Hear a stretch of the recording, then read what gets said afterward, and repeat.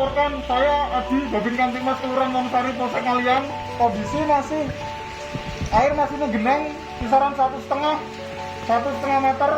Ini kita mau mendatangi rumah warga yang di sebelah rumah PRT.